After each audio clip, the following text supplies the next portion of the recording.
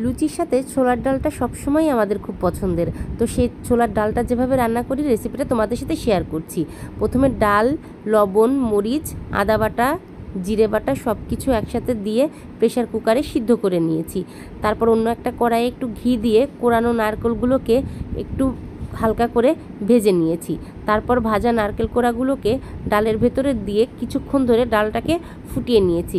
এদিকে কড়াইয়ে তেল দিয়ে তেলের ভেতরে শুকনো মরিচ, তেজপাতা, কিছুটা পাঁচফোড়ন দিয়ে ফুটানো ডালটাকে এর ভেতরে দিয়ে দিচ্ছি।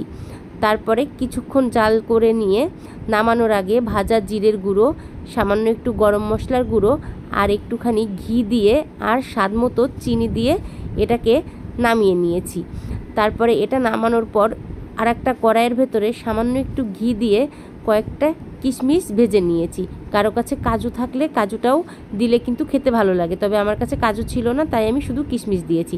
কিশমিশটা ভেজে ডালের সাথে মিশিয়ে দিয়েছি।